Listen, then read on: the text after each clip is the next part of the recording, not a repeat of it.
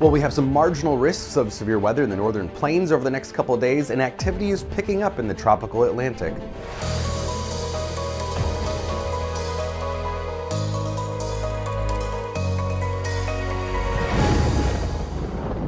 So not a lot of severe weather here the next couple of days.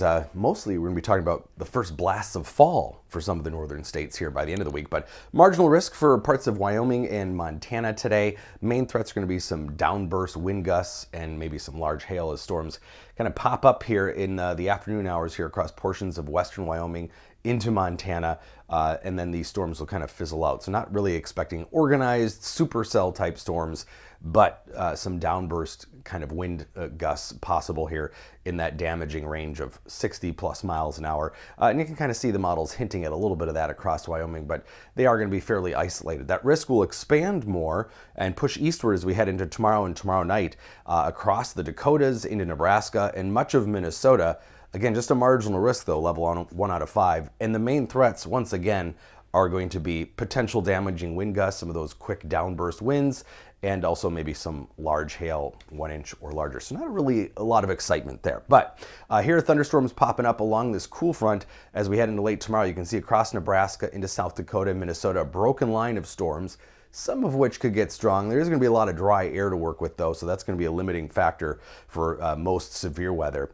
And a couple of days here of some warmer temperatures, but a blast of cool air moving in across the northern part of the U.S. This will affect the upper Midwest, the Great Lakes, into the Northeast here as we head into the weekend and the early part of next week. Below normal temperatures, coolest air in a few months for some spots. Widespread 80s and 90s still across the central U.S. today and tomorrow.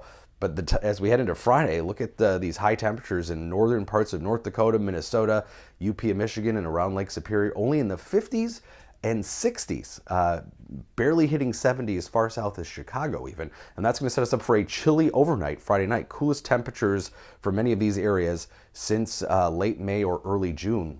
Could see frost in portions of North Dakota in northern Minnesota, Wisconsin, and Michigan. We're also watching a few systems here in the Atlantic. The activity starting to pick up. We talked about this last week. Now we're watching 3 areas the Hurricane Center is for potential development into tropical cyclone activity. It doesn't look like much, just a couple of batches of clouds here, one into the Caribbean and then further into that normal formation zone in the tropical parts of the Atlantic. 2 of which, the orange ones, are a likelihood of becoming tropical cyclones within the next 7 days. European ensemble models showing that too, especially this western one, potentially going into the Gulf of Mexico here as we head into the weekend. So we'll have to be watching that. Warm water still, of course, in the Atlantic and the Gulf.